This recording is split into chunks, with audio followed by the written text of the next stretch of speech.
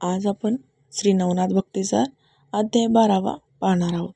जालिंदरनाथास वरप्राप्ती आणि कानिफनाथ जन्मकथा व त्यास वरप्राप्ती. अग्नीने जालिंदरास त्याच्या जन्माची सविस्तर कथा सांगितल्यावर, तुझ्या मनात कोणता हेतू आहे तो निवेदन कर, असे अग्नीचे भाषण ऐकून जालिंदरनाथ म्हणाला, तू सर्व जाणत आहेस. मी सांगितले पाहिजे असे नाही, तरी सांगतो, ऐकावे. हा नरदेह प्राप्त झाला आहे, त्या अर्थी ह्याचे काहीतरी सार्थक होईल असे कर, नाहीतर जन्मास येऊन न येऊन सारखेच, असे मात्र होऊ देऊ नको. माझी कीर्ती त्रिभुवनात अखंड राहील व मी चिरंजीव होईन असे कर. असा जालिंदराचा मानस पाहून अग्नीला परमानंद झाला व त्याने त्याची वाहवा केली. मग हा जालिंदर सर्वांपेक्षा प्रबल व्हावा म्हणून अग्नी त्यास घेऊन दत्तात्रयाकडे गेली. उभयतांच्या मोठ्या आदर सत्काराने भेटी झाल्या. नंतर दत्तात्रयाने अग्नीला विचारले, आज कोणता हेतू धरून येणे आहे व हा दुसरा कोण आहे? तेव्हा अग्नीने दत्तास वृत्तांत निवेदन केले. शंकराच्या देहातला काम्या जाळला, तो मी आजपर्यंत उदरात रक्षण करून ठेवला. मग वृद्धद्रवा राजाच्या यज्ञकुंडात या जालिंदरनाथाच्या देहास निर्माण केले. ह्यास तुमच्या पायावर घालितो, याचे तुम्ही रक्षण करा व ह्यास अनुग्रह देऊन सनात करून चिरंजीव करावे. मग दत्तात्रयाने सांगितले, मी तुझ्या पुत्रास तुझ्या हेतूप्रमाणे तयार करीन, परंतु यास येथे 12 वर्षापर्यंत राहिले पाहिजे. हे ऐकून जालिंदराला दत्तात्रयाजवळ ठेवण्यास अग्नी कबूल झाला. शेवटी दत्ताने जालिंदरास मांडीवर बसवून त्याच्या मनातील विकल्प घालवण्याचा प्रयत्न चालू केला. वरदहस्त मस्तकावर ठेवताच त्याच्या अज्ञानपणाचा भ्रम निरसन होऊन त्यास ज्ञान प्राप्त झाले. नंतर अग्नी दत्तास नमस्कार करून गुप्त झाला. मग जालिंदरास बरोबर घेऊन दत्तात्रय नित्य फिरे. तो नित्य भागीरथीचे स्नान करून विश्वेश्वर दर्शन घेई व कोल्हापुरास भिक्षा मागून पंचाळेश्वर भोजन करी. अशी 12 वर्षे दत्त समागमात काढून नाना प्रकारचे शस्त्राविद्येत जालिंदर निपुण झाला. तसाच तो सर्व वेद, शास्त्रे, पुराणे, व्याकरण वगैरे सर्व विद्यांमध्येही प्रवीण झाला. अशा रीतीने परिपूर्ण झाल्यानंतर दत्ताने देवांची आराधना केली व ती सर्व दैवते जालिंदरास वर देण्यासाठी खाली उतरली. मग अग्नीने तेथे येऊन व जालिंदरास वर देण्यासाठी खाली उतरवली. मग अग्नीने तेथे येऊन जालिंदरास सर्व विद्येत निपुण पाहून आपला आनंद प्रदर्शित केला. तेव्हा दत्तात्रयाने अग्नीस सांगितले, आता हा सर्व विद्यांमध्ये निपुण झाला आहे.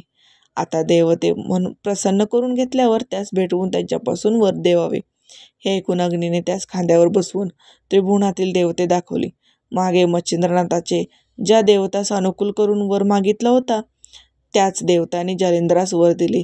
नंतर जालिंदराने बद्रिकाश्रमास येऊन तेथे 12 वर्ष तप केले व कसोटीत उतरल्यानंतर सर्व देवांनी माना डोलाविल्या. नंतर आशीर्वाद देऊन ब्रह्मा, विष्णू, महेश आदी करून सर्व आपले देव आपापल्या स्थानी संतोष पावली. पुढे बद्रिकाश्रमी बद्रीनाथाने अग्नीस व जालिंदरनाथ आपल्याजवळ 3 रात्री ठेवून घेतले. त्यावेळी सत्यलोकात घडून आलेली विपरीत कथा शंकराने त्यास सांगितली. ती अशी: ब्रह्मदेवाची मुलगी सरस्वती ही 12 वर्षाची असता तिचे रूप व अवयवांची नीटनेटकेपणा पाहून ब्रह्मदेवास कामाने व्याकुळ केले. तेव्हा तो अविचारास प्रवृत्त झाला.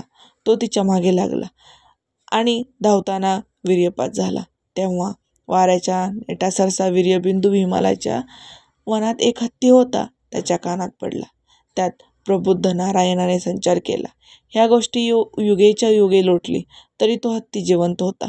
त्याच्या कानातून प्रबुद्ध नारायणाचा अवतार जन्म होईल, त्यास जालिंदराने आपला शिष्य करावा. कानापासून जन्म आहे म्हणून कानिफा असे त्याचे नाव पडेल, असे शंकराने सांगताच अग्नी म्हणाला, तुम्ही ही फारच चमत्कारी गोष्ट सांगत आहात, पण तो हत्ती कोठी आहे हे दाखवून द्यावे. एरवी ही गोष्ट फार चांगली झाली की माझ्या मुलास एक पाठबळ झाले. याप्रमाणे अग्नीने म्हटल्यानंतर जालिंदर व अग्नी यास गजस्थान दाखवण्यासाठी शंकर हिमालयाच्या अरण्यात घेऊन गेले. तेथे एका पर्वतावर विशाल हत्ती दिसला. तेव्हा शंकराने सांगितले की हा पर्वतासारखा बलाढ्य हत्ती आहे. तो मोठा रण माजविल व तर त्यास आळविण्यासाठी कोणती युक्ती करावी. तेव्हा जालिंदराने हिंमत धरून म्हटले की महाराज, माझ्या मस्तकावर दत्तात्रयाने आपला वरदहस्त ठेवला आहे. त्याचा चमत्कार आपण आता पाहाल.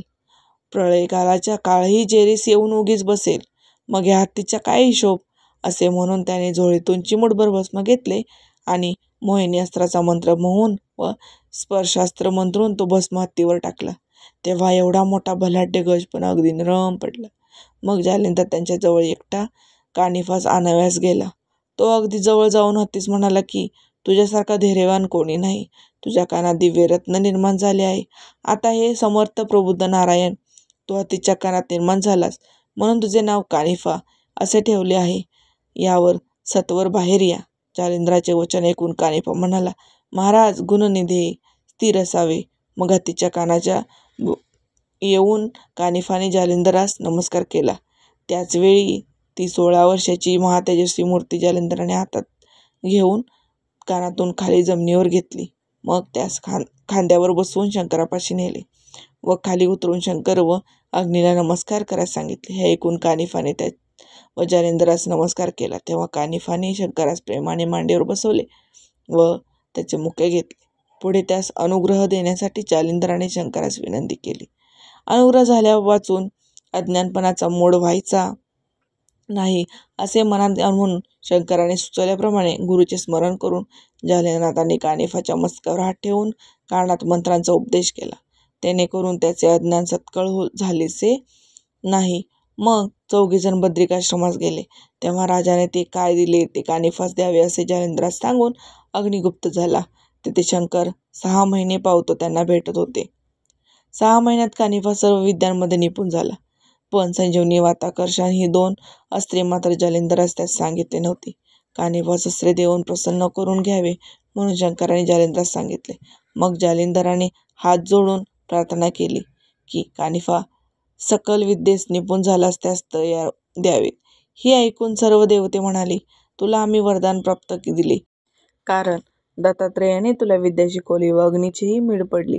यास्तव त्यांचा शब्द मोडवेना म्हणून तुला वरदान प्राप्त मिळाले. पण असे वर वारंवार दुसऱ्यांना देता येत नाहीत. यापुढे तुमचे असंख्य शिष्य होतील तेवढ्यांना कोटवर तर देत बसावे. याप्रमाणे बोलून देव विमानात बसून निघून गेले.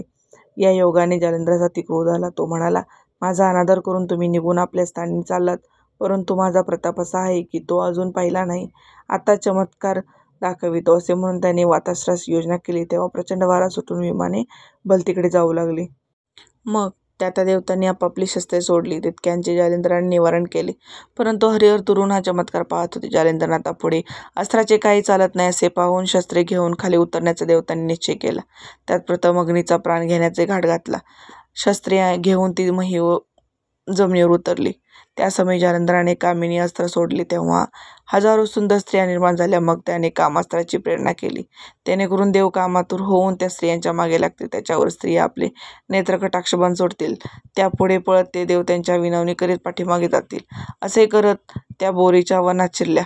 त्या स्त्रिया झाडावर चढल्या तेव्हा देवही झटके इतक्यात चढले. स्पशास्त्र मंत्र म्हणून भस्म फेकताच तो प्रगट होऊन गेले.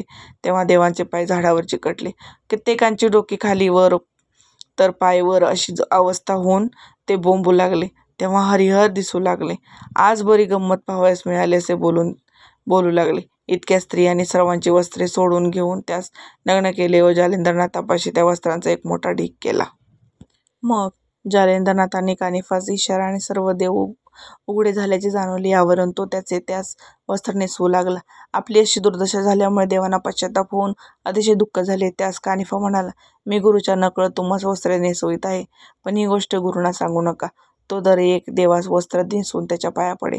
याप्रमाणे कानिकाची भ्रमशक्ती पाहून देव समाधान पावले व त्याने प्रसन्न चित्ताने त्यास वर दिला. अस्त्रात आम्ही सर्व प्रकार अनुकूल असल्याचे कबूल केले. मग जालिंदरनाथांनी विभक्त अस्त्र सोडले. तेव्हा सर्व देव झाडात चिकटले होते तेथून मुक्त झाले व अस्त्रेभूषणे सावरून जालिंदरनाथाजवळ गेले. त्यास त्यांनी नमस्कार केला. अस्त्रांमध्ये आम्ही स्वतः प्रगट होऊन साक्षात्कार दाखवू असा कानिफात वर दिल्याबद्दल कळविले. तेव्हा जालिंदराने सर्वात सांगितले की पुढे मी सबरी करीत व करणार आहे. त्यास कृपा करून तुम्ही सर्वांनी सहाय्य करावे. त्यास त्यांनी रुका देऊन वचन दिले व सर्व आपापल्या स्थानी निघून गेली. नंतर हरिहर, जालिंदरनाथ व कानिफनाथ 3 दिवस बद्रिकाश्रमात राहिले. असा होता आजचा श्री नवनाथ भक्तिसार कथामृत अध्याय 12वा. तुम्हाला आवडला असेल तर माझ्या चॅनेलला लाईक, शेअर आणि सबस्क्राईब करा. धन्यवाद.